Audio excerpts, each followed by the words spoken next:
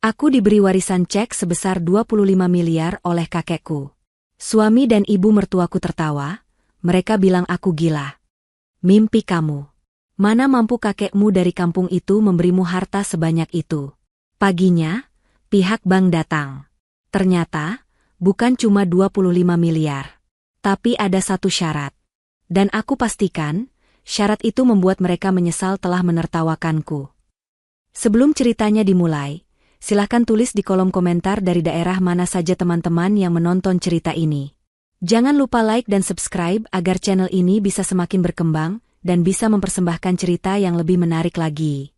Suara adzan subuh baru saja berlalu, namun Linda sudah berkutat di dapur sempit yang pengap. Hijab bergo instan yang dipakainya sudah kusam. Warnanya pudar karena terlalu sering dicuci, sama pudarnya dengan wajah lelahnya. Pagi ini, ia harus bergerak lebih cepat. Ibu Rena, ibu mertuanya, semalam mengeluh masuk angin dan pasti akan meminta sarapan bubur ayam komplit sebelum pukul 7. Suaminya, Fahmi, masih mendengkur di kamar, membungkus tubuhnya dengan selimut satu-satunya, sementara Linda tidur di lantai beralaskan kasur lipat tipis. Sudah 3 tahun pernikahannya berjalan, dan selama 3 tahun itu pula, Linda merasa seperti pembantu tanpa bayaran di rumahnya sendiri. Ia bekerja di sebuah pabrik garmen dengan upah yang pas-pasan, namun seluruh gajinya selalu ia serahkan kepada Ibu Rena untuk kebutuhan rumah tangga. Kebutuhan yang anehnya tidak pernah mencukupi, sementara Fahmi, putranya, tidak pernah bekerja lebih dari sebulan di satu tempat. Linda, air panasku mana? Kamu mau aku mati kedinginan di kamar mandi? Suara Ibu Rena melengking dari dalam kamar mandi. Linda tergopoh. Ia segera menuangkan air panas dari termos ke dalam ember besar dan membawanya. Ini, Bu, ucapnya pelan. Lama sekali. Cepat buatkan bubur, aku lapar, perintah Ibu Rena lagi, tanpa berterima kasih.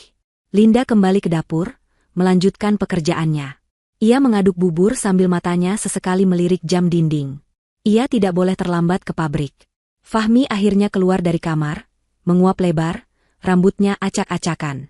Ia berjalan ke arah Linda, bukan untuk membantu, tapi untuk mengambil gelas. Ia menenggak air putih di kendi, lalu menatap Linda dari atas ke bawah. Nanti minta uang sama ibu, ya? Aku mau nongkrong sama teman-teman, kata Fahmi enteng. Mas, aku tidak punya uang lagi. Gajiku kan sudah. Ya minta lagi, bilang saja untuk transportasimu. Susah sekali, potong Fahmi. Lagi pula, buat apa kamu pegang uang? Urusanmu itu dapur, cuci baju, dan layani aku. Bukan cari uang. Linda hanya menunduk, menahan perih di hatinya. Ingin rasanya ia berteriak, tapi ia tahu itu percuma. Hijab yang ia kenakan adalah pengingatnya untuk selalu bersabar, tapi kesabarannya terasa hampir habis. Siang harinya, saat istirahat di pabrik, ponsel jadulnya bergetar. Sebuah nomor tidak dikenal dari kampung halamannya. Dengan ragu, Linda mengangkatnya. Suara di seberang adalah suara Pak RT di kampungnya. Kabar itu singkat, padat, dan menusuk. Kakeknya meninggal dunia tadi pagi. Linda terduduk lemas. Air matanya mengalir tanpa bisa ditahan. Kakek adalah satu-satunya keluarga yang ia miliki setelah orang tuanya tiada. Kakek tua yang hidup sederhana di rumah panggung kecil di desa. Kakek yang selalu mengiriminya ubi rebus dan singkong saat ia masih kuliah. Kakek yang selalu tersenyum teduh dan berkata, "Jadi orang sabar ya, enduk. Surga itu bayarannya mahal, salah satunya dengan sabar." Linda pulang dengan langkah gontai. Ia harus meminta izin pada Ibu Rena dan Fahmi untuk pulang kampung, untuk melihat pemakaman kakeknya. Reaksi mereka persis seperti dugaannya. Pulang kampung? Kamu pikir ongkosnya murah? Siapa yang mau bayar? Kami tidak punya uang, bentak Ibu Rena. Lagi pula itu cuma kakekmu, kan? Bukan ibumu. Sudahlah, doakan saja dari sini. Tidak usah buang-buang uang. Iya, Lin. Dengarkan kata ibu, tambah Fahmi, sambil asyik bermain game di ponselnya. Nanti kalau kamu pergi, siapa yang urus rumah? Siapa yang pijat aku? Linda tidak menangis di depan mereka. Ia masuk ke kamar, mengunci pintu, dan menangis dalam diam. Malam itu, ia tidak bisa tidur, memeluk sajadah, mendoakan kakeknya dari jauh. Seminggu berlalu. Linda sudah kembali pada rutinitasnya yang menyakitkan. Sore itu, saat ia sedang menyetrika tumpukan baju Fahmi dan Ibu Rena, seorang kurir datang. Ia menyerahkan sebuah amplop coklat tebal, berlogo sebuah firma hukum ternama di ibu kota. Untuk Ibu Linda, kata kurir itu. Linda menerimanya dengan bingung. Jantungnya berdebar. Ibu Rena dan Fahmi kebetulan sedang menonton televisi di ruang depan. Surat apa itu? Dari siapa? Tanya Ibu Rena sinis. Paling surat utang. Linda membuka amplop itu perlahan. Tangannya gemetar. Di dalamnya ada beberapa lembar dokumen legal yang tidak ia mengerti, dan sepucuk surat dari seorang pengacara. Tapi bukan itu yang membuatnya terkejut. Sebuah kertas kecil terselip di antaranya. Selembar cek.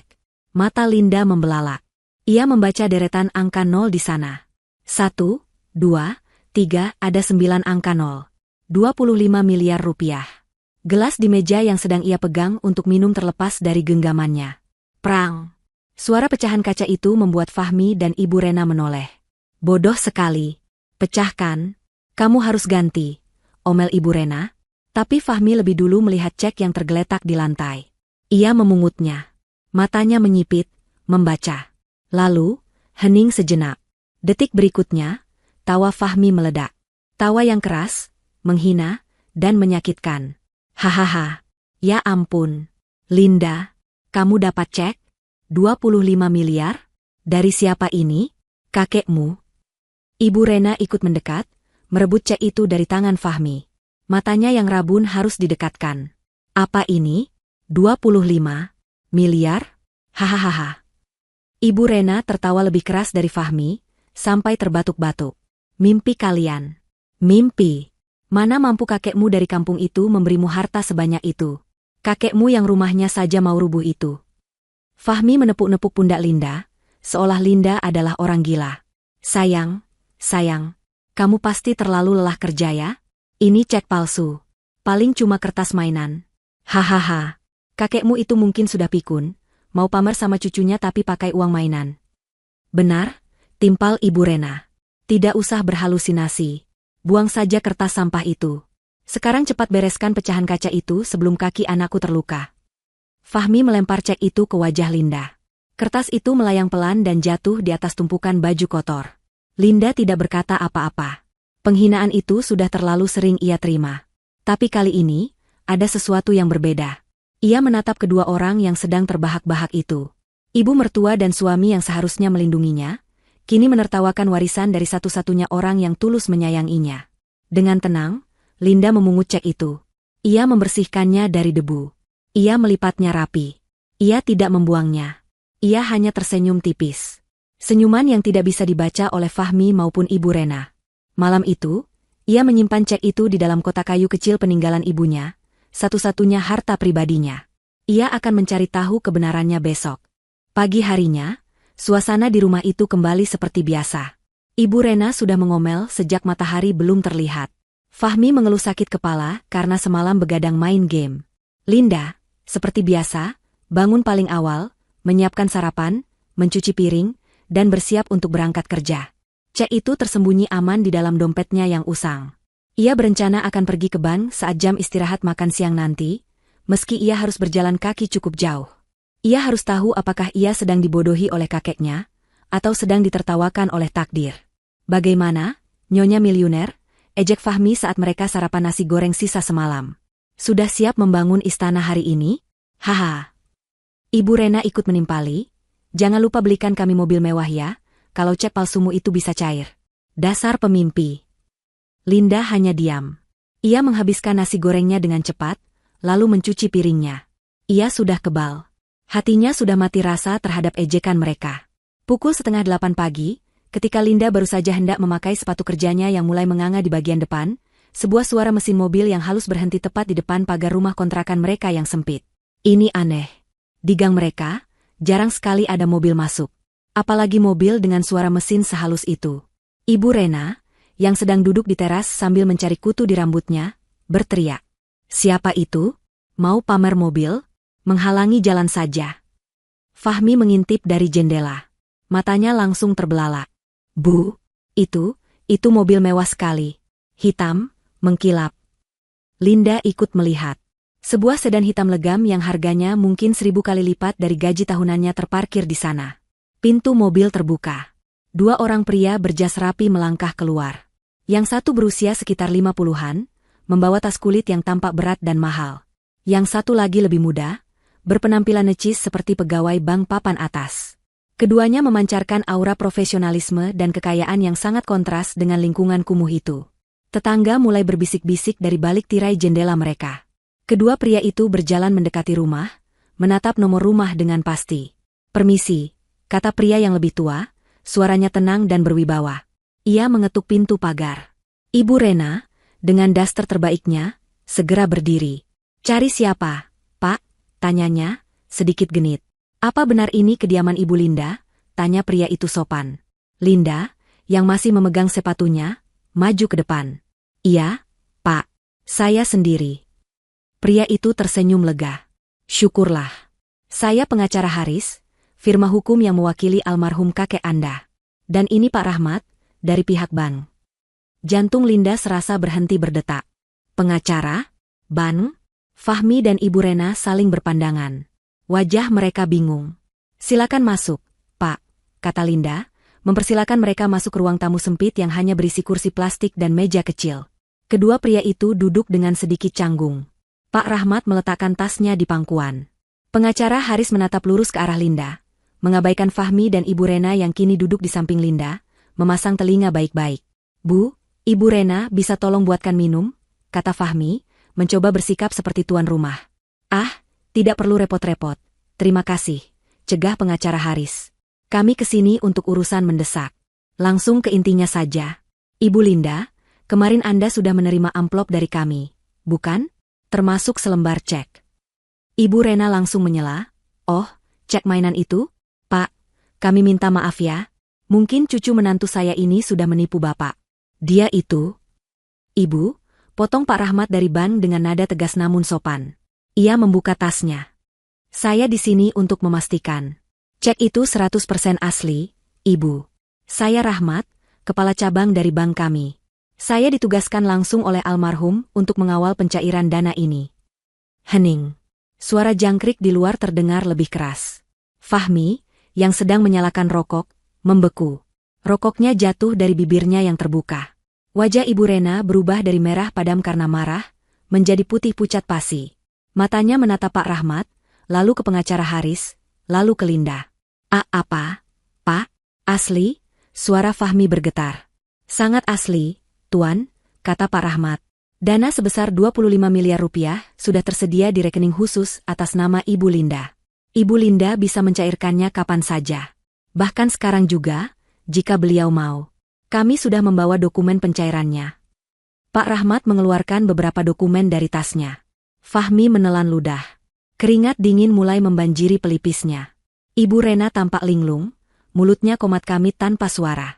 Tunggu, kata Fahmi, otaknya tiba-tiba berputar cepat. Ia langsung pindah duduk, merapat ke Linda. Tangannya mencoba merangkul bahu istrinya. "Sayang kan aku sudah bilang cek itu asli. Kamu sih tidak percaya. Wah, selamat ya, sayang. Kita kaya." Linda hanya diam, ia menepis pelan tangan Fahmi dari bahunya. Pengacara Haris berdeham. "Mohon maaf, Tuan Fahmi.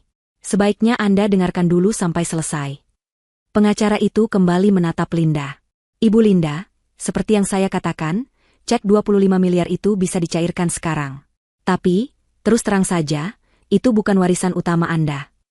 Mata Fahmi dan Ibu Rena yang tadinya sudah membelalak, kini hampir keluar dari rongganya. "Bukan yang utama? Kakek Anda," lanjut pengacara Haris, "juga mewariskan seluruh aset beliau yang lain kepada Anda. Termasuk sebuah rumah mewah di kawasan elit pusat kota, dan seluruh tanah perkebunan beliau di kampung halaman yang luasnya ratusan hektar. Nilainya jauh melampaui 25 miliar itu." Napas Ibu Rena tercekat. Ia memegangi dadanya. "Gila. Kakek tua dari kampung itu ternyata." Saya mau, teriak Fahmi kegirangan. "Ayo, sayang, kita ambil semua."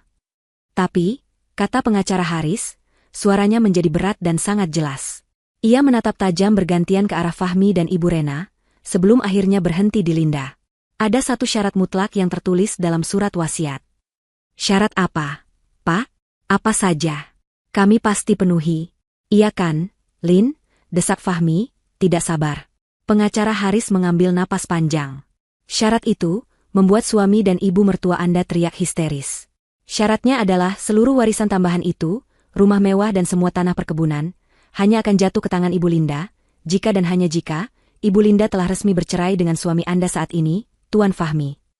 Ruang tamu sempit itu mendadak terasa hampa udara. Suara pengacara Haris menggema, menusuk telinga Fahmi dan Ibu Rena, lalu berdiam di sana seperti racun yang bekerja lambat. Resmi bercerai. Dua kata itu menghancurkan fantasi indah yang baru terbangun 30 detik sebelumnya. Apa Aa? Suara Ibu Rena akhirnya meledak, melengking tinggi, memecahkan kesunyian yang mencekam. Ia melompat berdiri dari kursinya, telunjuknya yang keriput menuding lurus ke wajah pengacara Haris. Anda jangan mengada-ada. Pak, ini jebakan. Ini tidak adil. Kakek tua itu pasti sudah gila. Dia mau menghancurkan rumah tangga anak saya. Fahmi, di sisi lain, tidak berteriak. Wajahnya yang semula pucat pasi kini berubah menjadi merah padam. Rahangnya mengeras, dan tangannya mengepal erat di atas lutut. Anda tidak bisa melakukan ini, desisnya, suaranya rendah dan bergetar karena marah. Anda tidak punya hak. Linda itu istri saya yang sah. Menurut hukum, semua harta yang dia dapatkan selama pernikahan adalah harta Gonogini. Itu milik kami berdua. Pengacara Haris tetap duduk tenang. Ia tidak gentar sedikitpun. Ia menatap Ibu Rena dengan dingin, lalu beralih ke Fahmi. Silakan duduk, Bu. Dan Anda, Tuan Fahmi, sepertinya salah paham. Saya tidak salah paham. Saya tahu hukum, bentak Fahmi. Kalau begitu, balas Pak Haris, suaranya tetap datar namun penuh wibawa, Anda pasti tahu tentang wasiat. Surat wasiat almarhum kakek Ibu Linda ini sah secara hukum, dibuat dalam keadaan sadar, dan disaksikan oleh notaris. Ini adalah testamentair, murni. Khusus untuk warisan tambahan, yaitu rumah mewah di Menteng seluas 1.000 meter persegi dan perkebunan sawit serta agrowisata di Jawa Barat seluas 200 hektar, kakek Anda menetapkan obskortende forwarde. Istilah hukumnya adalah syarat penangguh.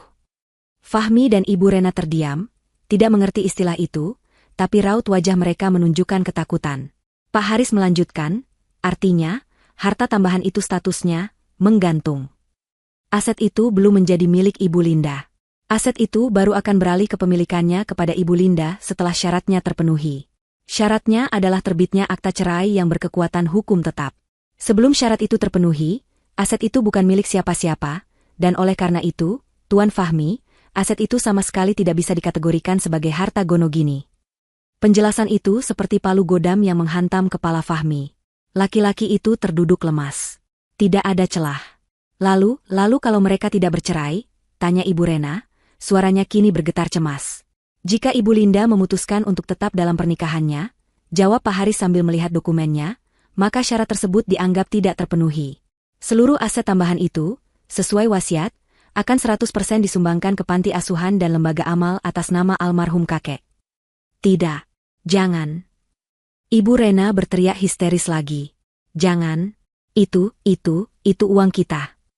Itu bukan uang Anda, Bu, potong Pak Rahmat dari bank, akhirnya bersuara.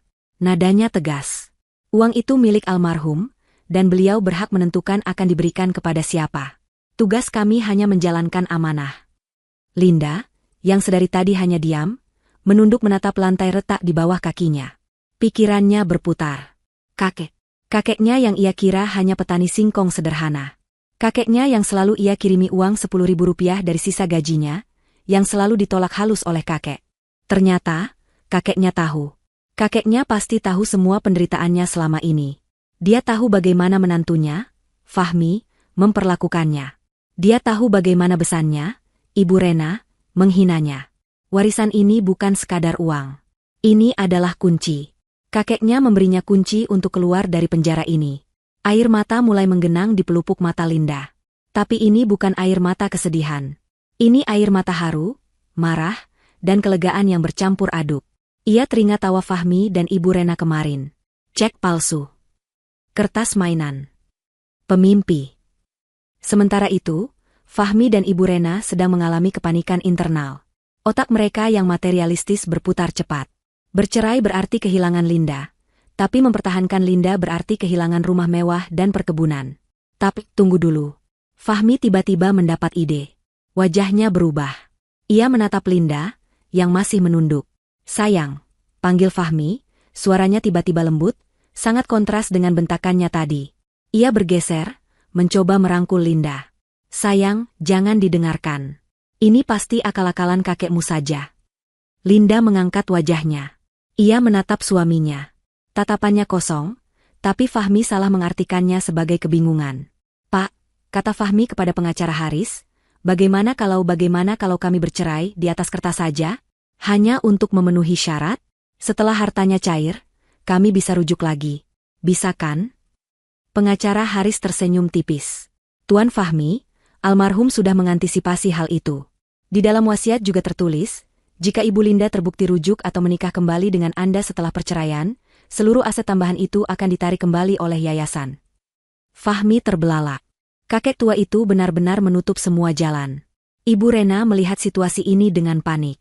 Pilihannya hanya dua, cerai dan dapat harta, atau tetap menikah dan tidak dapat apa-apa selain 25 miliar. Bagi Ibu Rena, 25 miliar itu besar, tapi rumah mewah dan perkebunan ratusan hektar itu jauh lebih menggiurkan. Kalau begitu, kata Ibu Rena pelan, menatap Fahmi dengan tatapan penuh arti. Ya sudah, cerai saja. Fahmi kaget menatap ibunya. Ibu. Tidak apa-apa, nak, kata Ibu Rena cepat. Cerai saja dulu. Nanti kita atur lagi. Yang penting uangnya aman dulu. Linda mendengar percakapan itu. Ia mendengar bagaimana suami dan ibu mertuanya dengan enteng merencanakan perceraiannya, bukan untuk kebebasannya, tapi untuk mengamankan harta.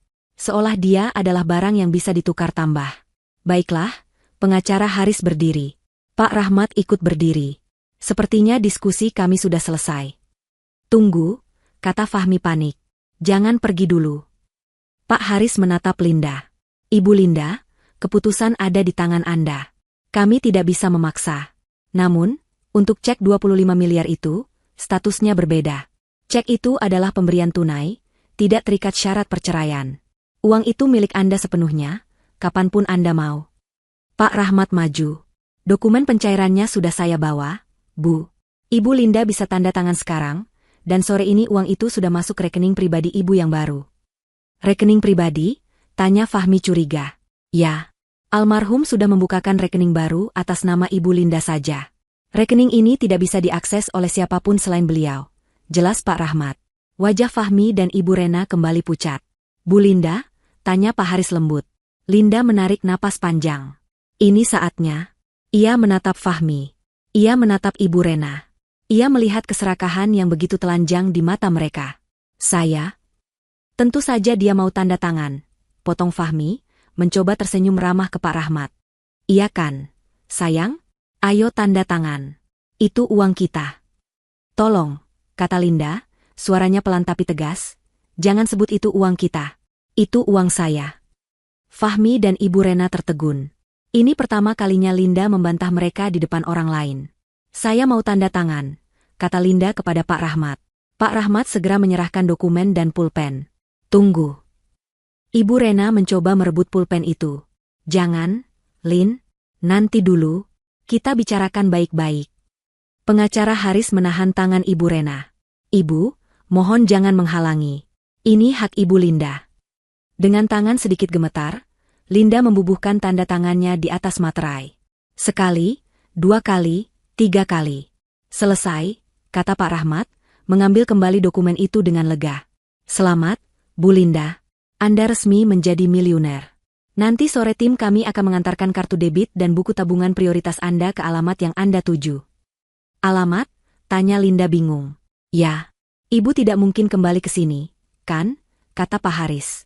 Kakek Anda sudah menyiapkan cafe house sementara untuk Anda. Sebuah apartemen mewah. Tim kami akan mengantar Anda ke sana sekarang, jika Anda bersedia. Mata Fahmi dan Ibu Rena membelalak ngeri.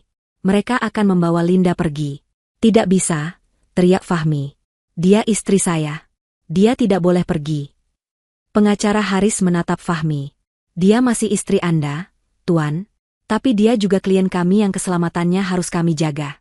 Dan terus terang, setelah mendengar ancaman perceraian ini, kami tidak yakin beliau aman di sini bersama Anda dan ibu Anda.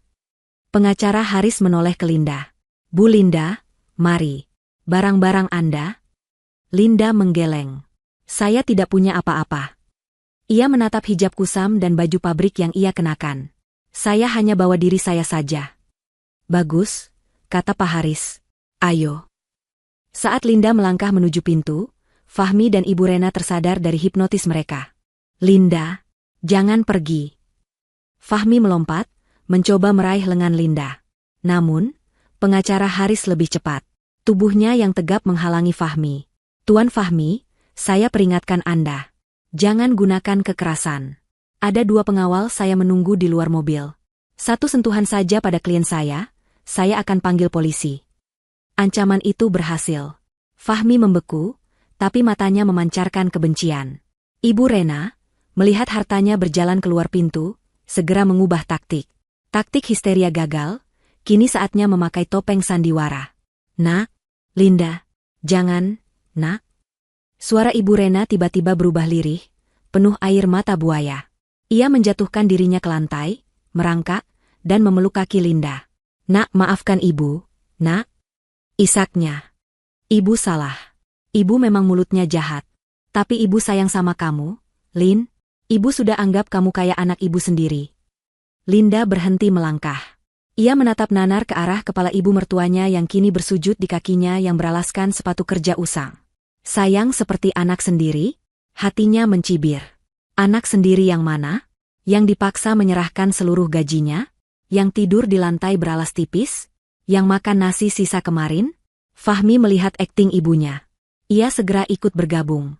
Ia tidak berlutut, tapi ia memasang wajah paling memelas yang ia bisa. Sayang, kamu tegas sama aku, kata Fahmi, suaranya dibuat serak seolah menahan tangis. Kamu lupa janji kita? Kita menikah untuk sehidup semati. Kamu lupa? Aku cinta mati sama kamu, Lin. Cinta mati. Linda hampir tertawa. Cinta yang mana? Cinta yang menyuruhnya memijat kakinya sampai jam 2 pagi setelah Linda pulang kerja? Cinta yang membiarkannya dicaci maki oleh ibunya sendiri tanpa membela? Cinta yang mengambil uangnya untuk membeli rokok dan nongkrong? Iya, nak, sambung Ibu Rena, masih memeluk kaki Linda. Jangan dengarkan pengacara itu. Dia itu setan. Dia mau menghancurkan rumah tangga kita. Kakekmu itu jahat. Lin, dia sudah mati tapi masih mau bikin kita menderita. Benar, seru Fahmi. Kakekmu itu tidak mau lihat kita bahagia. Dia sengaja mengadu domba kita. Kamu jangan terhasut. Sayang, uang 25 miliar itu sudah cukup buat kita. Buat apa rumah mewah? Buat apa perkebunan? Kebahagiaan kita lebih penting, kan? Linda menatap Fahmi. Kebahagiaan kita? Atau kebahagiaanmu? Tanyanya pelan. Fahmi tergagap. Tentu saja kebahagiaan kita. Aku janji, Lin. Aku janji aku akan berubah. Aku akan cari kerja. Aku akan jadi suami yang baik buat kamu. Aku akan belikan kamu baju baru, hijab baru, apa saja yang kamu mau. Aku janji, nak, timpal Ibu Rena. Mulai sekarang, kamu tidak usah kerja lagi. Kamu duduk saja di rumah kayak ratu. Biar ibu yang kerjakan semuanya. Ibu yang masak, ibu yang cuci baju, ibu yang pel. Beneran, nak? Ibu janji. Janji-janji itu terdengar sangat indah. Janji-janji yang seharusnya ia dengar 3 tahun lalu. Tapi sekarang, janji itu terdengar hampa, palsu, dan menjijikan. Janji itu keluar hanya karena ada angka 25 miliar dan ancaman perceraian. Sudah selesai bicaranya? Tanya Linda. Suaranya dingin, tanpa emosi. Fahmi dan Ibu Rena kaget. Mereka mendongak. Wajah Linda yang mereka lihat bukan lagi wajah Linda yang penurut dan penakut. Wajah itu tenang, matanya tajam, dan ada senyum tipis yang teramat dingin di bibirnya. Pak Haris, kata Linda, tidak lagi mempedulikan 2 orang yang bersandiwara di depannya. Saya siap pergi. Linda menarik kakinya dari pelukan Ibu Rena. Tarikannya pelan, tapi sangat kuat dan mantap, membuat Ibu Rena terjerembab ke belakang. Linda. Fahmi berteriak. Kali ini bukan lagi rayuan, tapi bentakan penuh amarah. Topengnya lepas. Kamu berani melawan aku. Kamu berani. Kamu sudah sombong karena uang. Hah? Dasar menantu durhaka, jerit Ibu Rena, ikut berdiri. Wajahnya yang tadi basah air mata palsu kini berkerut marah. Tidak tahu diuntung. Dikasih hati minta jantung. Kamu kira kamu siapa? Tanpa Fahmi, kamu itu bukan siapa-siapa. Linda berhenti di ambang pintu. Ia membalikkan badannya. Ia menatap Ibu Rena, lalu Fahmi. Anda salah, Bu, kata Linda. Justru karena saya sadar saya ini siapa, makanya saya pergi. Saya Linda. Saya bukan pembantu kalian. Saya bukan mesin uang kalian. Dan mulai hari ini, Linda menatap lurus ke mata Fahmi. Saya bukan lagi istri yang bisa kamu injak-injak. Tanpa berkata apa-apa lagi, Linda melangkah keluar dari rumah kontrakan pengap itu. Ia melangkah melewati pagar berkarat, diiringi oleh tatapan tetangga yang berbisik-bisik. Pak Haris dan Pak Rahmat berjalan di sampingnya, mengawalnya. Jemput saya, Pak. Tolong jemput saya. Linda berteriak, menirukan suara Ibu Rena dengan nada mengejek, lalu tertawa pelan. Bukan. Linda tidak melakukan itu. Linda hanya diam. Dia berjalan lurus. Linda, awas kamu ya. Kalau kamu berani ceraikan aku tidak akan pernah kasih, teriak Fahmi dari teras. Kamu akan jadi janda. Janda miskin. Linda tidak menoleh. Ia sudah tahu Fahmi akan berkata begitu. Miskin? Ia baru saja menandatangani pencairan 25 miliar. Pintu mobil mewah itu terbuka. Pengawal membukakannya. Linda masuk. Hijabnya yang kusam ia rapikan.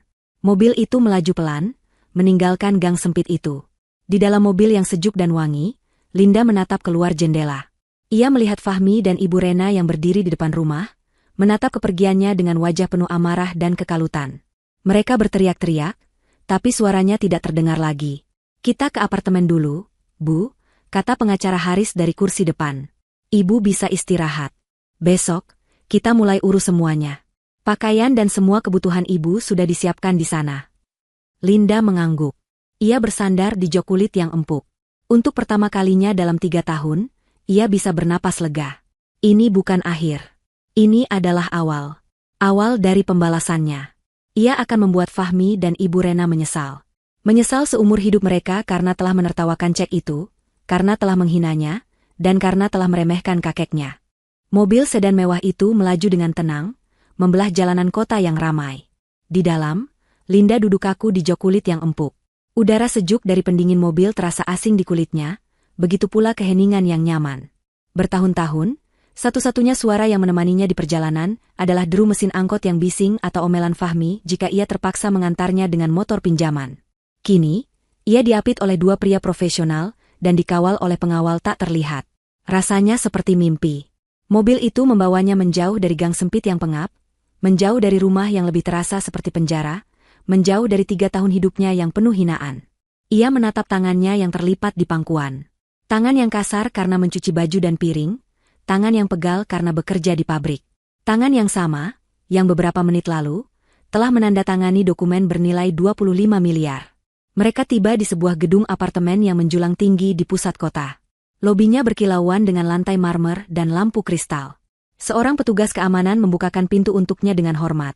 Menyapanya, "Selamat sore, Ibu Linda." Linda hanya bisa mengangguk. Pengacara Haris menuntunnya ke lift pribadi yang langsung menuju ke lantai penthouse. "Kakek Anda sudah membeli unit ini 5 tahun lalu," jelas Pak Haris sambil menekan kartu akses. Beliau bilang, "Ini untuk jaga-jaga."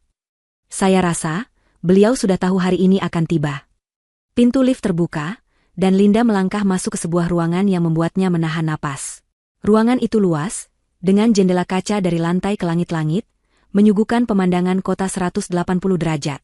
Perabotannya mewah namun minimalis, didominasi warna krem dan kayu hangat. Ada dapur bersih yang berkilauan, sofa bludru yang besar, dan sebuah tempat tidur king size di kamar utama yang menghadap langsung ke pemandangan kota. "Semuanya sudah disiapkan, Bu," kata Pak Haris.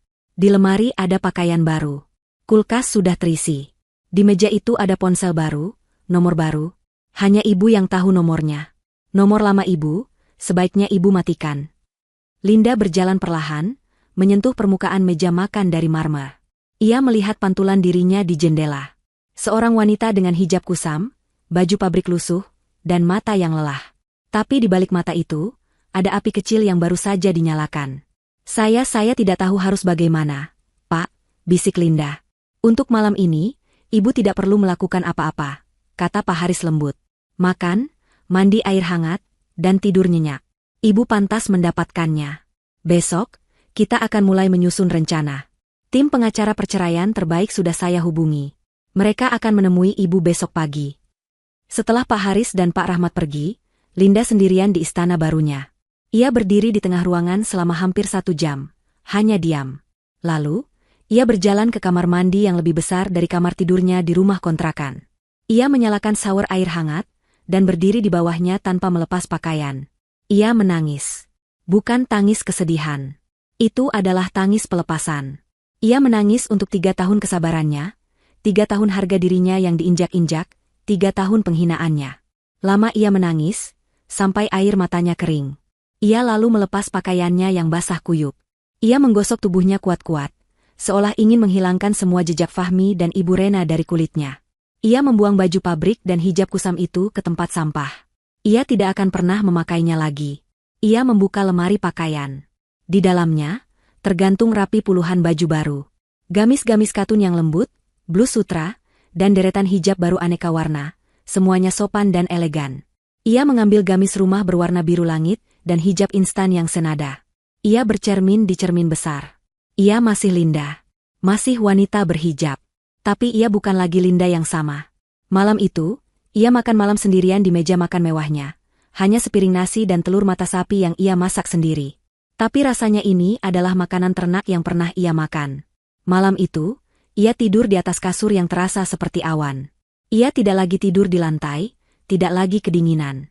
Ia tidur nyenyak, tanpa ada suara dengkuran Fahmi atau teriakan Ibu Rena. Sementara itu, di gang sempit di belahan kota lain, neraka baru saja dimulai. Fahmi dan Ibu Rena berdiri terpaku di teras rumah kontrakan. Mobil mewah itu sudah lama hilang dari pandangan, tapi gema suaranya masih terngiang. Dia pergi. Dia benar-benar pergi. Desis Fahmi, tangannya terkepal. Sombong. Baru pegang uang sedikit saja sudah sombong. Sedikit kamu bilang, jerit Ibu Rena. 25 miliar. Dan dia membawanya pergi. Ini semua salahmu, Fahmi. Kenapa kamu biarkan dia pergi? Kenapa tidak kamu kunci dia di kamar? Bagaimana aku mau menguncinya?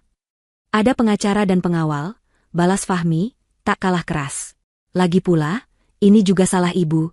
Kalau saja ibu tidak menghina kakeknya kemarin, mungkin dia tidak akan segila ini. Kenapa jadi salah ibu? Ibu kan bicara fakta. Perdebatan sengit mereka terhenti ketika seorang pria parubaya datang dengan motor bututnya. Itu Pak RT, sekaligus pemilik kontrakan. Loh, Bu Rena, Pak Fahmi. Kok teriak-teriak? Ada apa?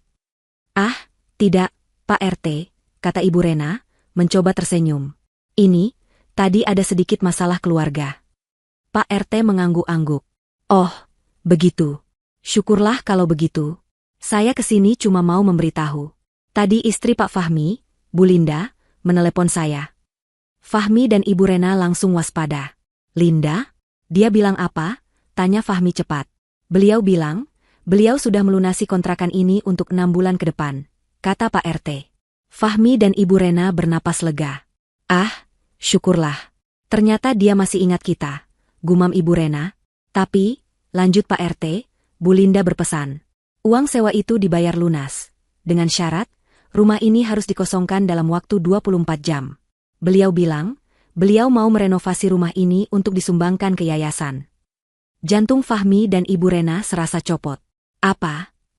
Diusir? Ini rumah kami, teriak Fahmi. Maaf, Pak Fahmi. Secara hukum, yang menyewa dan membayar adalah Ibu Linda. Saya tidak mau ikut campur urusan keluarga. Tapi perintah beliau jelas. 24 jam dari sekarang. Kalau tidak, beliau bilang akan menyuruh tim pengacaranya yang mengurus. Saya tidak mau repot, Pak. Pak RT menstarter motornya. Saya permisi dulu. Fahmi dan Ibu Rena terduduk lemas di kursi plastik mereka yang reot. Diusir. Mereka benar-benar diusir. Ini gila. Ini tidak mungkin. Fahmi panik. Ia meraih ponselnya, mencoba menelepon Linda. Nomor yang Anda tuju sedang tidak aktif. Fahmi membanting ponselnya ke lantai. Ia mencoba lagi, dan lagi. Hasilnya sama. Coba ke bank, pekik Ibu Rena. Kita ke bank itu. Kita bilang kita ini keluarganya. Kita bisa ambil uangnya. Mereka bergegas pergi ke bank tempat Pak Rahmat bekerja. Dengan pakaian seadanya, mereka mencoba masuk ke lobi utama. Tapi Satpam segera menghentikan mereka. Maaf, Pak, Bu. Ada keperluan apa? Saya mau ketemu Pak Rahmat. Bilang saja, ini Fahmi, suaminya Linda. Satpam itu berbicara ke walkie-talkie-nya. Tak lama, ia kembali. Maaf, Pak. Pak Rahmat sedang sibuk. Dan ada pesan dari beliau, nama Bapak dan Ibu sudah masuk daftar hitam. Bapak dan Ibu dilarang masuk ke bank ini. Apa? Daftar hitam? Kurang ajar. Satpam menekan tombol, dan dua petugas keamanan lain yang berbadan lebih besar datang. Fahmi dan Ibu Rena terpaksa mundur. Mereka diusir dari bank, disaksikan banyak orang. Malam itu, mereka kembali ke rumah kontrakan dengan tangan hampa. Mereka harus berkemas. Dengan marah dan putus asa, mereka memasukkan baju-baju mereka ke dalam kardus dan tas plastik. Tidak ada lagi tawa hina. Yang ada hanya sumpah serapah dan penyesalan yang terlambat. Ini adalah langkah pertama Linda. Tanpa menyentuh mereka, ia sudah berhasil membuat mereka menjadi gelandangan. 3 hari berlalu. Bagi Linda, 3 hari itu adalah proses adaptasi yang cepat. Pagi pertama, ia terbangun karena kebiasaan, mengira ia terlambat menyiapkan sarapan. Namun saat membuka mata, ia melihat langit pagi dari jendela kamarnya yang besar. Ia sendirian, dan ia aman. Pagi itu, tim pengacara perceraian datang menemuinya. 3 orang, 2 pria dan 1 wanita, semuanya berpenampilan tajam dan profesional. Mereka dipimpin oleh seorang pengacara wanita bernama Ibu Astrid, yang terkenal paling galak di ruang sidang. Selamat pagi, Bu Linda, sapa Ibu Astrid, menjabat tangan Linda dengan erat. Pak Haris sudah menceritakan garis besarnya. Tim kami akan mengurus segalanya. Yang kami butuhkan dari Ibu adalah kekuatan mental. Sidang perceraian bisa jadi kotor, terutama jika menyangkut harta. Saya siap, jawab Linda. Suaranya mantap. Saya hanya punya satu permintaan. Saya tidak mau dia dan ibunya mendapatkan 1 rupiah pun dari saya. Tidak dari 25 miliar itu, tidak dari warisan kakek yang lain. Ibu Astrid tersenyum. Saya suka klien yang tahu maunya. Tapi untuk memastikan itu, kita butuh lebih dari sekadar ketidakcocokan. Kita harus membuktikan Tuan Fahmi tidak layak mendapatkannya. Disinilah pengacara Haris angkat bicara. Kakek Anda, Bu Linda, sebelum beliau wafat, pernah bercerita kepada saya. Beliau curiga suami Anda tidak beres. Beliau merasa ada yang aneh dengan cara Tuan Fahmi memperlakukan ibu. Itulah mengapa beliau menyusun surat wasiat serumit ini. Linda terdiam. Kakeknya, bahkan dari jauh, bisa melihat apa yang coba ia sembunyikan. Saya sarankan, lanjut Pak Haris, kita sewa detektif swasta. Kita cari tahu apa yang sebenarnya Tuan Fahmi lakukan di belakang Anda selama ini. Ini akan menjadi amunisi kita di pengadilan. Biayanya? Jangan khawatir. Semua sudah diatur oleh kakek Anda. Linda mengangguk setuju. Lakukan, Pak. Saya mau tahu semuanya. Sementara tim hukum dan detektif mulai bekerja, Linda tidak tinggal diam. Ia mulai membangun kembali hidupnya. Pak Rahmat dari bank datang dan memberinya pelajaran singkat tentang manajemen keuangan. Linda, yang dulunya hanya memegang gaji untuk diserahkan, kini belajar tentang investasi, deposito, dan saham. Ia juga mulai berani keluar. Dengan mobil dan sopir pribadi yang disediakan Pak Haris, ia pergi ke sebuah butik muslimah. Ia membeli beberapa set gamis baru yang lebih pantas, hijab-hijab sutra yang cantik, dan sebuah tas tangan. Ia bukan lagi Linda yang kusam. Penampilannya kini mencerminkan status barunya, seorang wanita terhormat. Di sisi lain kota, Fahmi dan Ibu Rena sedang menjalani karma mereka. Setelah diusir dari kontrakan, mereka benar-benar menjadi gelandangan. Mereka mencoba menumpang di rumah saudara, tapi setelah mendengar mereka diceraikan oleh istri kaya, tidak ada yang mau menerima. Mereka dicap sebagai suami dan mertua gagal. Akhirnya, dengan sisa uang di dompet Fahmi, mereka menyewa kamar kos sempit dan pengap di pinggir kota. Kamar itu tidak ada jendelanya, berbau asap rokok, dan kamar mandinya harus berbagi dengan 10 kamar lain. Ini semua gara-gara kamu, jerit Ibu Rena di kamar sempit itu. Kalau saja kamu jadi suami yang benar, kerja yang becus, Linda tidak akan jadi sombong begitu. Ibu diam, bentak Fahmi, frustrasi. Kepalaku pusing. Aku lapar. Bagaimana mau makan? Uang kita habis. Kamu cari kerja sana. Kerja di mana? Siapa yang mau terima aku begini?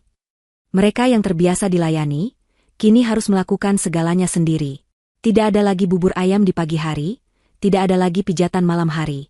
Yang ada hanya pertengkaran, saling menyalahkan, dan bau kemiskinan yang menusuk. Tapi tidak ada sedikit pun penyesalan atas perlakuan mereka terhadap Linda. Yang ada hanya amarah karena harta mereka direbut. Seminggu kemudian, detektif swasta yang disewa Pak Haris datang ke apartemen Linda. Ia membawa sebuah map coklat tebal. "Tidak sulit, Bu Linda," kata detektif itu. "Target Anda, Tuan Fahmi, sangat ceroboh. Dia tidak rapi bermainnya." Detektif itu meletakkan map di atas meja. "Saya permisi." Linda duduk sendirian di sofa mewahnya.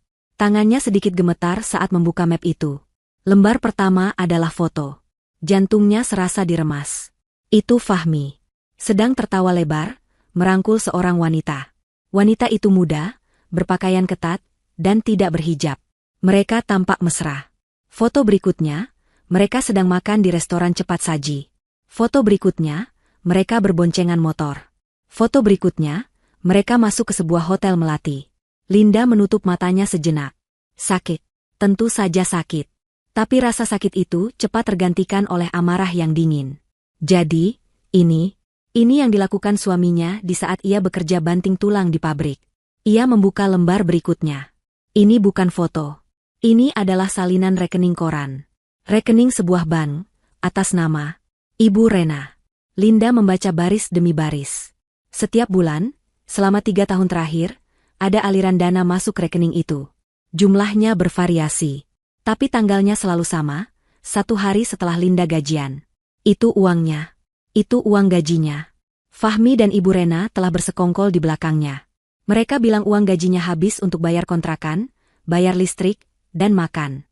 Ternyata, mereka mencurinya. Mereka menabungnya diam-diam di rekening Ibu Rena. Linda melihat saldo akhirnya. Hampir 50 juta rupiah. Detektif itu juga menyertakan transkrip percakapan WhatsApp yang berhasil ia dapatkan.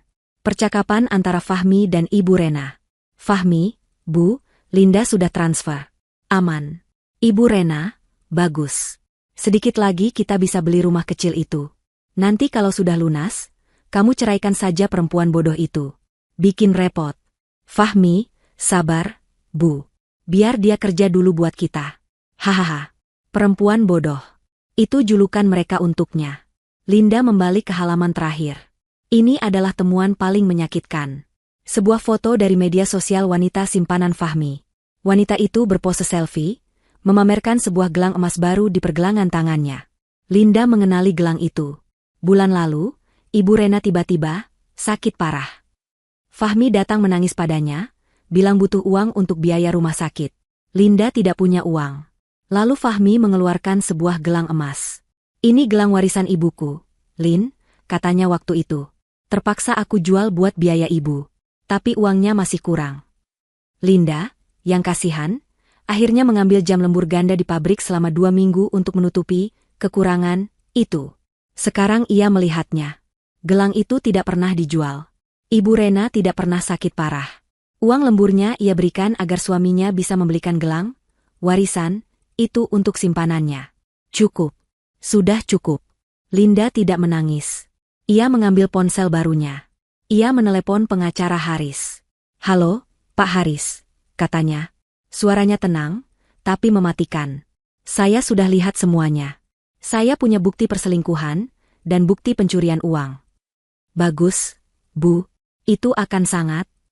"Saya tidak mau dia dapat sepeser pun," potong Linda. "Malah, saya mau tuntut balik semua uang saya yang mereka curi. Semua uang gaji saya selama 3 tahun. Biarkan mereka yang membayar." Hening sejenak di telepon. "Bisa diatur, Bu Linda," jawab Pak Haris. "Semua bisa diatur. Kalau begitu, besok, Ibu sudah siap? Kita kunjungi aset kakek Anda yang di kampung. Anda perlu melihat istana yang sedang Anda perjuangkan." Perjalanan menuju kampung kakeknya adalah perjalanan yang sunyi. Linda duduk di kursi belakang sebuah mobil SUV mewah yang dikirimkan oleh Pak Haris. Ini adalah pertama kalinya ia bepergian jauh bukan untuk bekerja. Ia mengenakan gamis katun berwarna zaitun yang nyaman dan hijab pashmina yang serasi, pakaian yang ia beli dengan uangnya sendiri beberapa hari lalu. Penampilannya sudah jauh berubah. Tak ada lagi wajah kusam dan lelah, tak ada lagi pakaian lusuh yang berbau asap dapur. Kulitnya kini lebih terawat, dan matanya memancarkan ketenangan yang baru ia temukan. Di sampingnya, duduk pengacara Haris, menemaninya untuk peninjauan aset. Pak Haris, panggil Linda pelan, memecah kesunyian. Saya masih tidak mengerti. Kakek saya, beliau orang yang sangat sederhana. Rumahnya di kampung dulu hanya rumah panggung kecil dari kayu. Saya ingat, lantainya berderit setiap saya melangkah. Apakah rumah itu yang beliau wariskan? Pak Haris menoleh dari kertas-kertas yang sedang dibacanya, lalu tersenyum tipis. Sederhana itu pilihan, Bu Linda. Kakek Anda memilih hidup sederhana di depan mata orang, tapi beliau membangun kerajaan di belakang layar. Beliau bukan orang biasa. Dan, kampung yang akan kita datangi, mungkin sedikit berbeda dari yang ada di ingatan ibu. Linda semakin bingung, namun ia memilih diam. Ia percaya pada Pak Haris, sama seperti ia percaya pada kakeknya. Setelah menempuh perjalanan hampir 4 jam, mobil keluar dari jalan tol dan memasuki area perbukitan yang sejuk. Jalannya mulus beraspal, di kiri kanannya terhampar pemandangan hijau yang menyejukkan mata. Ini bukan jalanan desa berbatu yang ia ingat.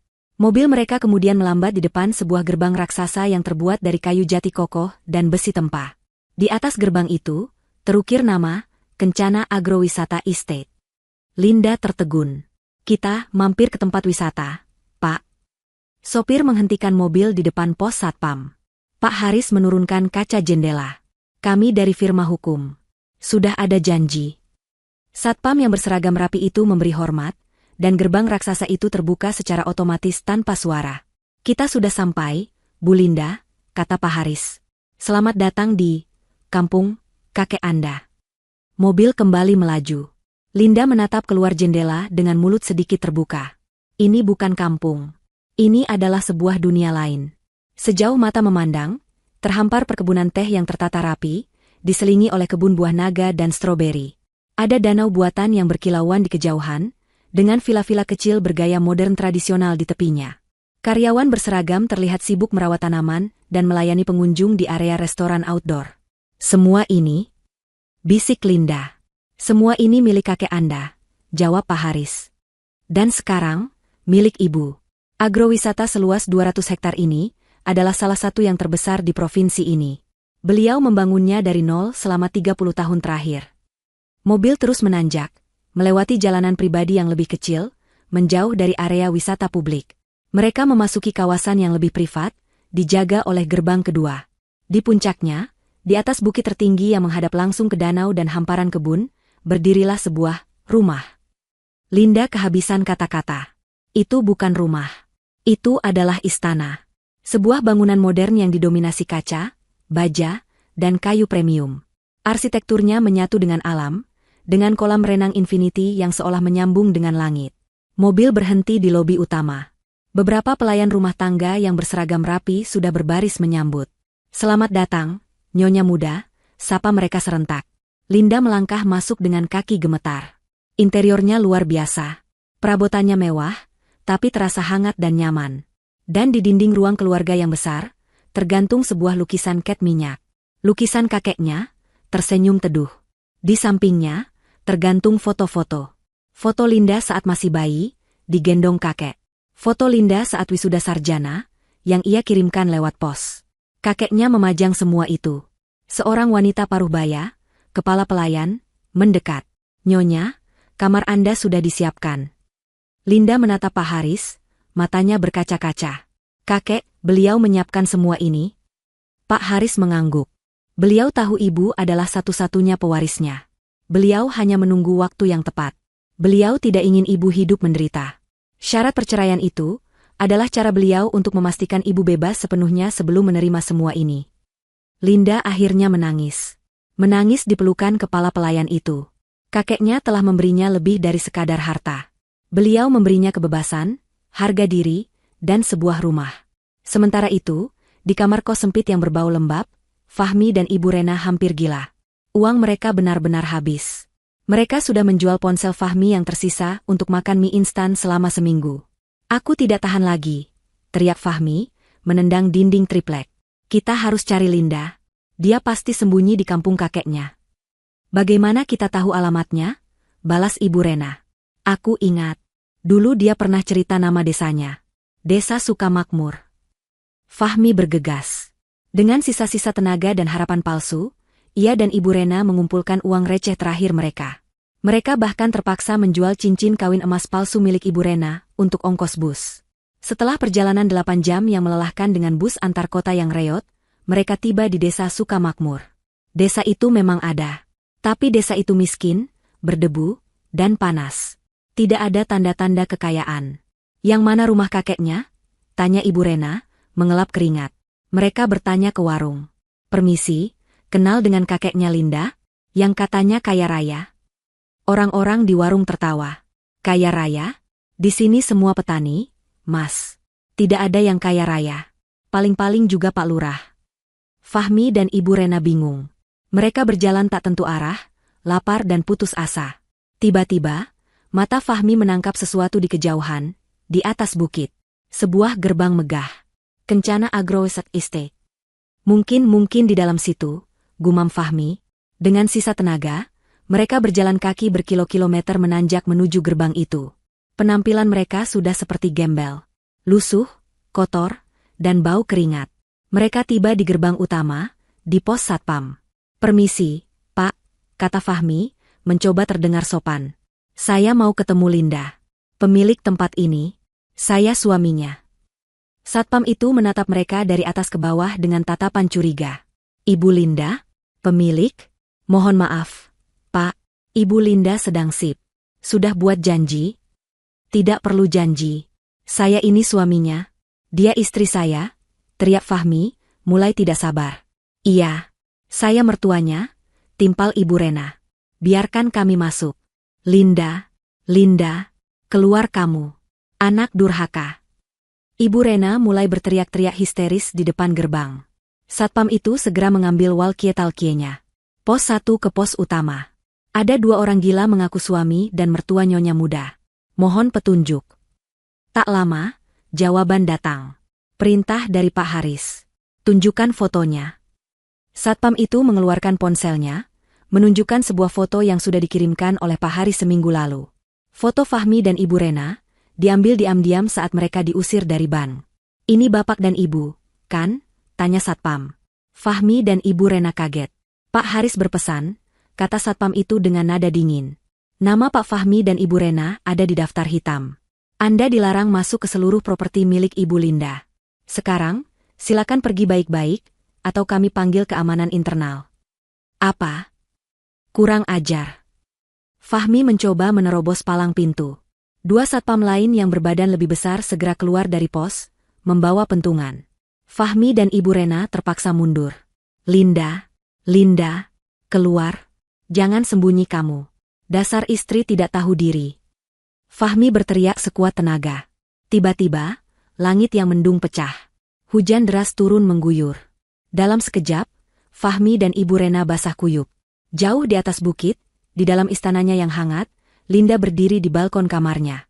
Ia baru saja selesai mandi air hangat dan mengenakan gamis bludru yang lembut. Ia memegang secangkir coklat panas. Ia bisa melihat gerbang utama yang kecil di kejauhan. Ponselnya berdering. Itu kepala keamanan. Selamat sore, Nyonya. Maaf mengganggu. Tuan Fahmi dan Ibu Rena ada di gerbang depan. Mereka berteriak-teriak. Hujan sangat deras. Apa perlu kami usir paksa? Linda diam sejenak. Ia bisa membayangkan pemandangan itu. 2 orang yang telah menghinanya habis-habisan, kini berdiri kedinginan di luar gerbang, basah kuyup seperti tikus got. Tidak usah diusir, jawab Linda, suaranya tenang. Biarkan saja. Nanti mereka capek sendiri. Toh hujan ini dingin sekali. Linda menutup teleponnya. Ia menyesap coklat panasnya. Ia tidak merasakan kasihan. Ia hanya merasakan keadilan. Ia memandang hujan deras itu. Dulu, ia sering menangis dalam hujan agar Fahmi dan Ibu Rena tidak tahu. Sekarang, biarkan hujan yang menertawakan mereka. Linda berbalik, menutup pintu kaca balkonnya yang tebal. Suara hujan dan teriakan putus asa di kejauhan itu langsung senyap. Ia tidak mendengarnya lagi. Hari sidang perceraian itu akhirnya tiba. Ruang tunggu pengadilan agama terasa pengap dan tegang. Ada kontras yang sangat mencolok di kedua sisi ruangan. Di satu sisi, Linda duduk dengan tenang di bangku kayu. Ia mengenakan gamis berwarna biru tua yang elegan, dipadukan dengan hijab senada. Wajahnya bersih tanpa riasan berlebih, namun memancarkan aura ketegasan. Di sampingnya duduk Ibu Astrid, pengacara wanitanya yang berpenampilan tajam, dan pengacara Haris yang membawa tas kerja tebal berisi tumpukan dokumen. Mereka tampak siap tempur, terorganisir, dan berwibawa. Di sisi lain ruangan, di sudut paling jauh, duduklah Fahmi dan Ibu Rena. Penampilan mereka adalah kebalikan dari Linda. Fahmi tampak kuyu. Kemeja batik yang dipakainya terlihat kusam dan kusut, rambutnya berminyak, dan matanya merah kurang tidur. Ibu Rena, yang duduk di sampingnya, mengenakan kerudung lama yang warnanya sudah pudar. Matanya bengkak, entah karena menangis sungguhan atau karena sandiwara. Sejak insiden di gerbang agrowisata itu, hidup mereka semakin hancur. Mereka tidak punya uang untuk menyewa pengacara yang layak. Mereka hanya didampingi seorang pengacara pro bono, bantuan hukum gratis, yang masih muda dan terlihat gugup, membolak-balik berkasnya dengan tangan gemetar. Sidang nomor 214, penggugat Linda melawan tergugat Fahmi, silakan masuk ruangan. Jantung Linda berdebar, tapi ia mengendalikannya. Ia menarik napas panjang, lalu berjalan masuk dengan langkah mantap, didampingi tim hukumnya. Fahmi dan Ibu Rena mengikuti di belakang seperti bayangan, berjalan membungkuk. Ruang sidang itu dingin. Hakim ketua yang memimpin sidang adalah seorang wanita parubaya yang berwajah tegas dan tidak banyak bicara. Baik. Sidang dibuka.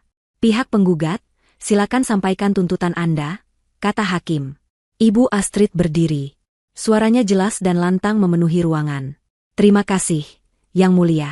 Klien kami, Ibu Linda, menggugat cerai suaminya, Tuan Fahmi, atas dasar perlakuan tidak pantas, penelantaran ekonomi, kekerasan psikis, dan adanya pihak ketiga. Fahmi langsung tersentak mendengar kata, pihak ketiga. Selain itu, lanjut Ibu Astrid, kami juga mengajukan tuntutan ganti rugi material atas penggelapan dana yang dilakukan oleh Tuan Fahmi dan ibunya, Ibu Rena, terhadap penghasilan Ibu Linda selama 3 tahun masa pernikahan. Ibu Rena terpekik pelan. Pengacara pro bono Fahmi terlihat semakin pucat.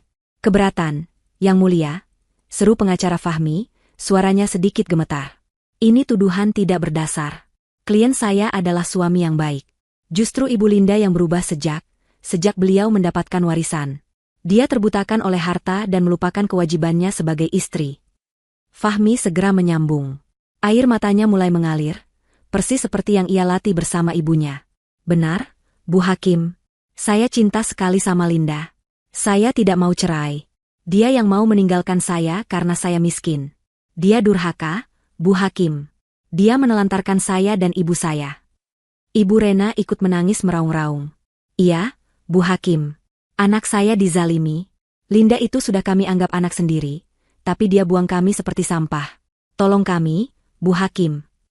Drama itu begitu meyakinkan, sampai beberapa pengunjung sidang mulai berbisik-bisik. Hakim ketua mengetuk palu. Tenang. Ini ruang sidang, bukan panggung sandiwara. Pihak penggugat, apa bukti Anda? Ibu Astrid tersenyum tipis. Fakta, Yang Mulia. Kami tidak akan berdebat. Kami hanya akan menyajikan fakta. Ibu Astrid menyerahkan dokumen pertama kepada majelis hakim. Fakta pertama, penelantaran ekonomi. Ini adalah slip gaji Ibu Linda selama 3 tahun bekerja di pabrik garmen. Dan ini, ia menyerahkan map kedua, adalah salinan rekening koran atas nama Ibu Rena. Mohon perhatikan, Yang Mulia. Setiap tanggal 1, sehari setelah Ibu Linda gajian, sejumlah besar uang ditransfer dari rekening Ibu Linda ke rekening Tuan Fahmi, lalu dari rekening Tuan Fahmi ditransfer lagi ke rekening tabungan rahasia atas nama Ibu Rena.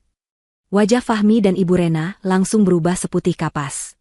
Totalnya, lanjut Ibu Astrid, selama 3 tahun, mereka diam-diam telah mengambil dan menabung uang Ibu Linda sebesar Rp52.700.000. Sementara klien kami, suara Ibu Astrid sengaja ia keraskan, harus makan nasi sisa dan tidur di lantai. Itu fitnah, teriak Ibu Rena. Linda ikhlas memberikannya. Itu untuk biaya rumah tangga. Biaya rumah tangga, balas Ibu Astrid. Kalau begitu, mari kita lihat fakta kedua. Ia menekan tombol di laptopnya. Sebuah layar proyektor di dinding ruang sidang menyala. Mohon maaf atas ketidaknyamanannya, Yang Mulia. Foto pertama muncul. Foto Fahmi sedang merangkul mesra wanita lain di sebuah restoran. Tidak. Fahmi melompat berdiri. Itu editan. Foto berikutnya.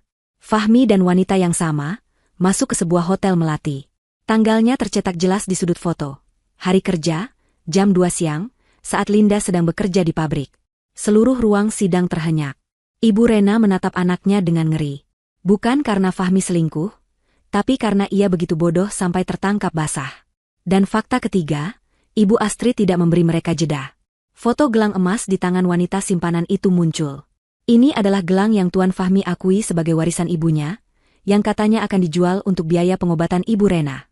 Faktanya, Ibu Astrid memutar sebuah rekaman suara. Terdengar suara Fahmi dan Ibu Rena. Rekaman yang diambil detektif saat mereka bertengkar di kamar kos. Suara Ibu Rena, ini semua gara-gara kamu. Kalau saja kamu tidak gatal main perempuan pakai gelang itu, kita tidak akan diusir. Suara Fahmi, kenapa jadi salahku? Kan ibu yang punya ide soal sakit parah itu. Sialan, ketahuan kan? Ruang sidang itu meledak dalam bisikan ngeri. Pengacara pro bono Fahmi hanya bisa menunduk, menutupi wajahnya. Ia kalah telak. Cukup. Fahmi mengamuk. Matanya merah. Ia sudah tidak peduli. Ia menunjuk lurus ke arah Linda. Kamu menjebakku. Kamu jahat, Linda. Kamu pakai uang kakekmu untuk menghancurkan aku. Dasar perempuan sialan. Fahmi mencoba menerjang ke arah Linda. Keamanan, teriak hakim ketua. Dua petugas keamanan langsung membekuk Fahmi, memborgol tangannya ke belakang saat ia terus memberontak dan menyumpah. Ibu Rena pingsan di kursinya. Tapi kali ini, tidak ada yang peduli. Drama itu sudah basi. Hakim ketua mengetuk palu berkali-kali. Diam. Semuanya diam. Tuan Fahmi, jaga sikap Anda atau saya akan tambahkan tuntutan penghinaan terhadap pengadilan. Suasana akhirnya hening. Hanya isak tangis Fahmi yang tertahan yang terdengar. Hakim ketua menatap tumpukan bukti dengan wajah geram. Ia memandang Fahmi dan Ibu Rena dengan jijik. Ini adalah sidang perceraian paling menjijikan yang pernah saya pimpin, katanya dingin. Ia menoleh ke Linda. Ibu Linda, apa ada yang ingin ibu sampaikan? Linda berdiri. Ia berjalan beberapa langkah ke depan. Ia menatap Fahmi, yang kini terduduk di lantai dengan tangan terborgol. Ia menatap Ibu Rena yang pura-pura pingsan. Suaranya tenang, tapi setiap katanya terdengar jelas di seluruh ruangan. Yang mulia, dulu, suami saya dan ibu mertua saya menertawakan saya. Mereka bilang warisan kakek saya itu, cek palsu, dan kertas mainan. Hari ini, saya di sini bukan karena uang itu. Saya di sini untuk mengambil kembali hidup saya yang mereka curi. Saya tidak minta apa-apa. Linda menarik napas. Saya hanya minta cerai. Dan saya menuntut semua uang saya yang mereka ambil, 52.700.000 itu, dikembalikan. Setiap rupiahnya. Hakim ketua menatap Fahmi. Tergugat, apa Anda masih menolak bercerai? Fahmi hanya bisa menggeleng, air mata dan ingusnya bercampur. Ia sudah hancur. Baiklah. Hakim ketua mengetuk palunya. Gugatan cerai dikabulkan. Talak 1. Kedua, pengadilan memerintahkan Tuan Fahmi dan Ibu Rena untuk mengembalikan seluruh dana sebesar 52.700.000 rupiah kepada Ibu Linda. Rekening Ibu Rena segera dibekukan, dan Tuan Fahmi diwajibkan membayar dengan cara mencicil jika tidak mampu membayar lunas, dengan penyitaan aset jika diperlukan. Sidang ditutup. Palu diketuk 3 kali. Selesai. Linda memejamkan mata sejenak, mengucap syukur dalam hati. Ia berbalik. Ia berjalan keluar dari ruang sidang. Kepalanya tegak, hijabnya rapi. Ibu Astrid dan Pak Haris tersenyum bangga di belakangnya. Di luar, saat ia melangkah di koridor yang terang, ia merasa seperti baru saja keluar dari terowongan yang gelap. Ia bebas. Benar-benar bebas. Ia tidak menoleh ke belakang lagi. Linda melangkah keluar dari gedung pengadilan agama itu, hijab birunya berkibar pelan tertiup angin sore. Matahari masih bersinar terang, seolah merayakan hari kebebasannya. Pak Haris dan Ibu Astrid berjalan di sampingnya, tersenyum lega. Tidak ada pesta, tidak ada perayaan. Baginya, ini adalah penutupan bab yang menyakitkan, bukan sebuah kemenangan yang patut dibanggakan. Kemenangan sesungguhnya adalah ia selamat. Ia tidak perlu menoleh ke belakang lagi. Namun, di dalam ruang sidang yang kini sepi, babak baru bagi Fahmi dan Ibu Rena baru saja dimulai. Babak itu bernama penyesalan. Setelah Linda pergi, petugas keamanan melepaskan borgol sementara di tangan Fahmi. Ibu Rena, yang pingsan, terpaksa bangun sendiri karena tidak ada yang peduli untuk membangunkannya. Pengacara pro bono mereka menatap keduanya dengan pandangan lelah dan sedikit jijik. Tugas saya selesai. Putusan sudah jelas. Kalian berutang Rp52.700.000, katanya, lalu membereskan berkas dan pergi begitu saja. Mereka berdua terduduk di bangku kayu yang keras, sendirian di koridor yang mulai lengang. Ini semua salahmu, desis Fahmi, matanya menatap liar ke arah ibunya. Kalau saja ibu tidak serakah. Kalau saja ibu tidak punya ide menabung uangnya di rekening ibu. Kita tidak akan ketahuan. Plah, sebuah tamparan keras mendarat di pipi Fahmi. Tangan Ibu Rena bergetar hebat. Berani kamu salahkan ibu? Kamu yang tidak berguna. Kamu yang gatal main perempuan. Kamu yang bodoh. Kenapa harus pakai gelang itu? Kenapa harus ketahuan? Kamu anak sialan. Ibu yang sialan, balas Fahmi, tidak peduli lagi. Sekarang bagaimana? Uang di rekening ibu dibekukan. Habis kita. Kita harus bayar utang. Pertengkaran hebat itu berlanjut. Mereka saling menyalahkan, saling memaki, di koridor pengadilan, disaksikan sisa-sisa pengunjung yang menatap mereka dengan hina. Mereka yang tadinya kompak dalam kejahatan, kini pecah berantakan saat karma datang menagih. Mereka pulang ke kamar kos sempit dan pengap itu dengan berjalan kaki. Tidak ada uang tersisa untuk naik angkot. Setibanya di sana, pemilik kos sudah menunggu di depan pintu. Maaf, Pak Fahmi, Bu. Sewanya sudah habis kemarin. Kapan mau dibayar? Fahmi dan Ibu Rena pucat pasi. Mereka sudah tidak punya apa-apa lagi. Malam itu, mereka diusir dari kamar kos. Benar-benar diusir. Dengan sisa tenaga, Fahmi menggotong Ibu Rena yang tiba-tiba mengeluh dadanya sesak, membawa 2 tas plastik berisi pakaian kusam mereka. Mereka menjadi gelandangan. Mereka tidur di emperan toko yang sudah tutup. Dinginnya lantai trotoar menembus pakaian tipis mereka. Nyamuk berpesta di kulit mereka. Ibu Rena, yang terbiasa mengomel dan memerintah, kini hanya bisa menangis sesenggukan. Fahmi, ibu lapar. Ibu tidak kuat. Diam, Bu, bentak Fahmi. Aku juga lapar. Stres, kelelahan, dan gizi buruk membuat kondisi Ibu Rena menurun drastis. Keluhannya tentang dada sesak dan kepala pusing bukan lagi sandiwara. 2 hari tidur di jalanan, Ibu Rena terserang stroke ringan. Mulutnya menjadi mencong sebelah, dan bicaranya peluh. Ia tidak bisa lagi berjalan. Fahmi terpaksa mengurusnya. Ia yang harus mencari makan, ia yang harus membersihkan kotoran ibunya. Karma memukulnya tepat di wajah. Dulu ia dan ibunya memperlakukan Linda seperti pembantu. Kini, ia menjadi pembantu untuk ibunya sendiri, dalam kondisi paling hina. Untuk bertahan hidup, Fahmi terpaksa bekerja. Tapi dengan penampilan seperti gembel dan tanpa ijazah yang jelas, tidak ada pekerjaan layak yang mau menerimanya. Ia akhirnya menjadi pemulung, mengais-ngais sampah, mencari botol plastik dan kardus bekas. Setiap hari, ia mendorong gerobak sampah sewaan, dengan ibunya yang setengah lumpuh duduk di atas tumpukan kardus, meracau tidak jelas. Mereka tinggal di sebuah gubuk kardus di bawah jembatan layang, di bantaran kali yang bau. Setiap hari, Fahmi harus mengumpulkan uang setidaknya Rp10.000 untuk membeli sebungkus nasi dan air, dibagi berdua dengan ibunya. Uang puluhan juta yang dulu mereka curi dari Linda, kini terasa seperti mimpi yang sangat jauh. Sementara Fahmi dan Ibu Rena menjalani hukuman dunia mereka, Linda sedang membangun dunianya yang baru. Setelah perceraiannya sah, seluruh warisan kakeknya, rumah mewah di kota dan agrowisata, resmi jatuh ke tangannya. Ia pindah ke istana kakeknya di atas bukit, tapi ia tidak berleha-leha. Ia belajar. Setiap hari, ia didampingi Pak Haris dan tim manajer profesional yang dulu dipekerjakan kakeknya. Ia belajar tentang manajemen agrowisata, tentang investasi, tentang ekspor-impor. Otaknya yang cerdas, yang selama ini tumpul karena urusan rumah tangga, kini bersinar terang.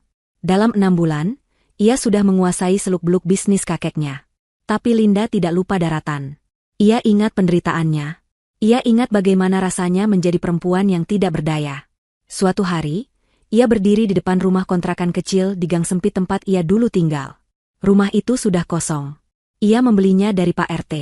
Ibu yakin mau beli rumah ini? Tanya Pak Haris, bingung. Tempat ini? Saya yakin, Pak, kata Linda. Saya tidak mau merobohkannya. Saya mau merenovasinya. Linda menuangkan sebagian dari 25 miliar itu untuk proyek pribadinya. Rumah kontrakan itu ia rombak total. Ia membeli 3 rumah petak lain di sampingnya. Ia membangun sebuah bangunan 2 lantai yang bersih dan asri. 1 tahun setelah hari perceraiannya, tempat itu diresmikan. Sebuah papan nama besar terpasang di depannya, Rumah Aman Kencana. Sebuah rumah singgah gratis, lengkap dengan konseling psikologis dan pelatihan keterampilan, khusus untuk perempuan korban kekerasan dalam rumah tangga yang ingin memulai hidup baru. Media meliputnya.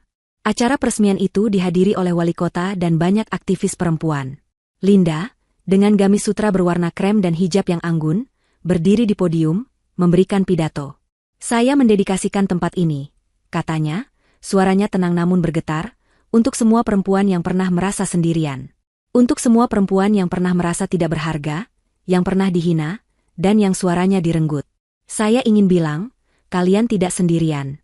Selalu ada kesempatan kedua. Di bawah jembatan layang yang bising, Fahmi sedang menyuapkan nasi basi ke mulut ibunya yang meracau. Matanya secara tidak sengaja tertuju pada televisi 14 inci butut di sebuah warung Tegal di seberang kali. Warung itu sedang menyiarkan berita lokal. Ia melihatnya. Ia melihat Linda di layar televisi. Linda yang cantik, yang bersinar, yang dihormati. Linda yang dikelilingi pejabat. Linda yang sedang tersenyum.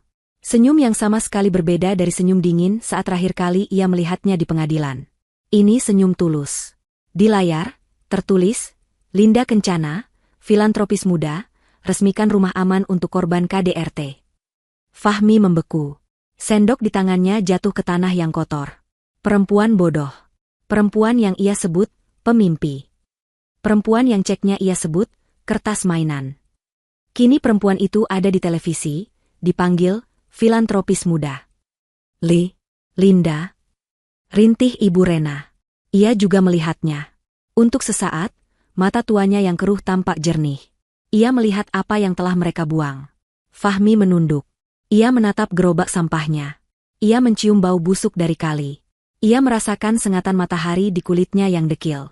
Dan untuk pertama kalinya, ia menangis. Bukan tangis sandiwara. Bukan tangis kemarahan. Tapi tangis penyesalan yang sesungguhnya. Penyesalan yang sudah terlambat. Ia sadar, ia tidak hanya kehilangan uang 25 miliar. Ia tidak hanya kehilangan rumah mewah dan perkebunan. Ia telah membuang satu-satunya berlian yang pernah ia miliki. 2 tahun telah berlalu sejak hari bersejarah di ruang sidang itu. Linda Kencana kini bukan lagi sekadar nama. Ia adalah simbol. Di bawah kepemimpinannya, Kencana Agrowisata Estate berkembang pesat, membuka 2 cabang baru dan menjadi salah satu pengekspor buah tropis terbesar di negeri itu. Rumah Aman Kencana juga telah menampung dan membantu puluhan wanita menemukan kembali hidup mereka.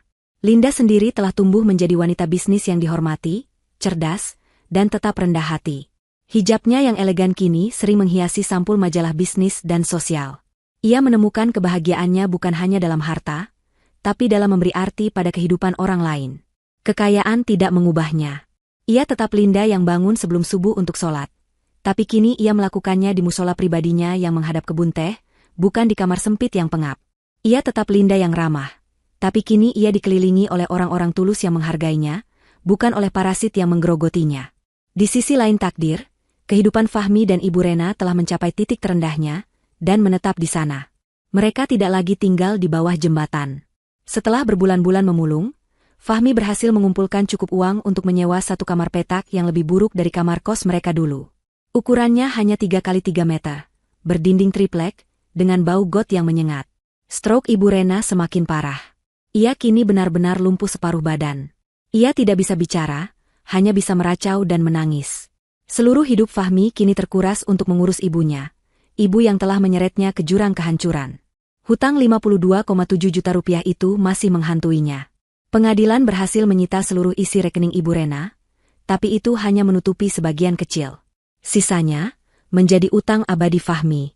Setiap bulan, juru sita datang mengambil paksa hampir seluruh penghasilannya dari memulung, menyisakan hanya cukup untuk sebungkus nasi. Ia terperangkap dalam lingkaran setan yang ia ciptakan sendiri. Suatu hari, obat Ibu Rena habis. Ibunya kejang-kejang karena demam tinggi. Fahmi panik. Ia tidak punya uang sepeser pun. Puskesmas menolaknya karena ia tidak punya jaminan. Dalam keputusasaan yang memuncak, ia teringat sesuatu. Lobi kantor pusat Kencana Group. Ia pernah melihatnya di berita. Dengan sisa tenaga, ia menggendong ibunya di punggungnya. Ia berjalan kaki berkilo-kilometer, dari perkampungan kumuh tempat tinggalnya menuju distrik bisnis pusat kota. Ia tiba di depan sebuah gedung pencakar langit yang berkilauan. Kencana Tower.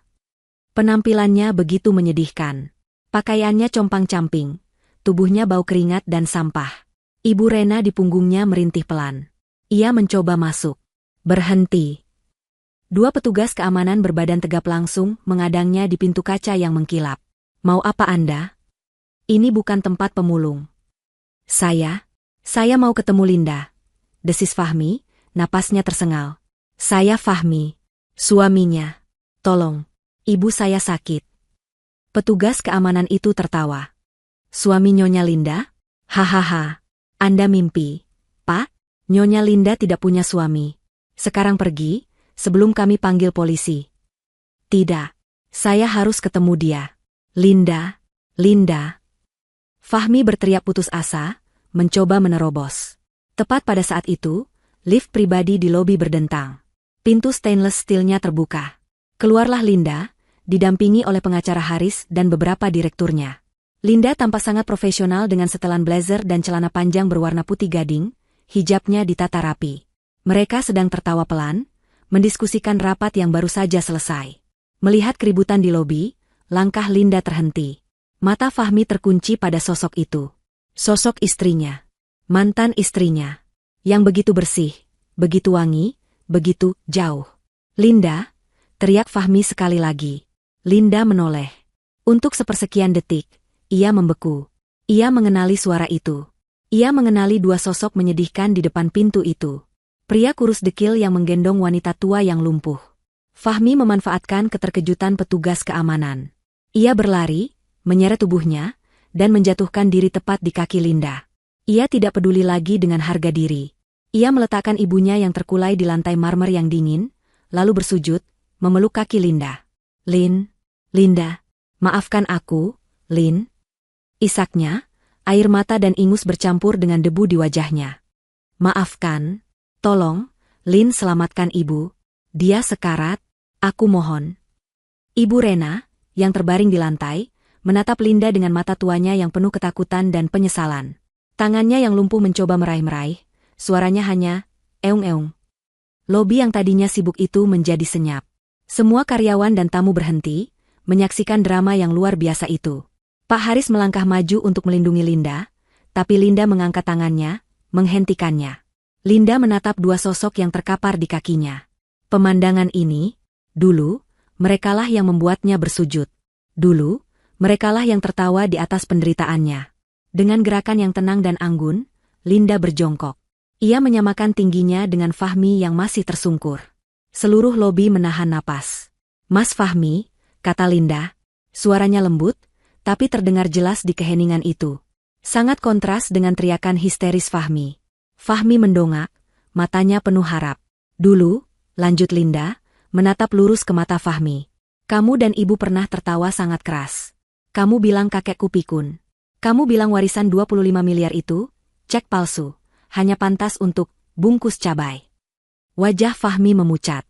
Linda beralih menatap Ibu Rena yang gemetaran di lantai. Dan ibu bilang saya, menantu durhaka. Ibu bilang saya, perempuan bodoh, yang tidak tahu diuntung. Maaf. Hanya itu yang bisa keluar dari mulut Fahmi. Linda tersenyum. Senyum tipis yang sangat dingin. Kalian tahu? Kalian benar. Saya memang bodoh. Bodoh karena pernah percaya pada kalian. Bodoh karena pernah menghabiskan 3 tahun hidup saya melayani kalian. Ia lalu berdiri perlahan, merapikan blazernya. Harapan di mata Fahmi seketika padam, digantikan kengerian. Linda menatap kepala petugas keamanan yang berdiri kaku di sampingnya. Pak Satpam, katanya, suaranya kembali normal, seolah sedang memberi perintah bisnis. Tolong panggilkan petugas kebersihan. Lantai lobi ini kotor sekali. Fahmi dan Ibu Rena terhenyak. Linda berbalik, tidak menoleh lagi ke arah mereka. Ia berjalan menuju pintu keluar, diikuti oleh Pak Haris dan rombongannya. Saat ia melewati Fahmi, ia berhenti sejenak, tanpa menoleh. Katanya, seperti teringat sesuatu. Dan tolong, keluarkan sampah ini dari gedung saya. Ia melangkah keluar dari pintu kaca, disambut cahaya matahari sore yang keemasan. Sebuah mobil mewah hitam sudah menunggunya. Di belakangnya, 2 petugas keamanan mengangkat tubuh Fahmi dan Ibu Rena. Mereka tidak kasar, tapi tegas. Mereka menyeret dua tubuh yang sudah tidak punya jiwa itu keluar dari lobi yang sejuk, dan meletakkan mereka kembali di trotoar yang panas dan berdebu. Fahmi terduduk lemas di trotoar, memeluk ibunya yang menangis tanpa suara. Ia menatap nanar ke arah mobil Linda yang perlahan menjauh, membawa pergi sisa-sisa harapannya. Ia mendengar pintu kaca gedung tertutup di belakangnya. Ia melihat ke atas, ke gedung Kencana Tower yang menjulang tinggi, memantulkan bayangan langit. Di puncak gedung itu, nama Kencana bersinar angkuh. Ia sadar, ia tidak akan pernah bisa menggapainya. Ia sadar, penyesalan seumur hidup mereka bukan baru dimulai. Penyesalan itu akan menjadi teman mereka satu-satunya, menemani mereka setiap detik, sampai maut menjemput. Dan pintu maaf itu, telah tertutup selamanya, terkunci rapat oleh tawa hina mereka sendiri di masa lalu.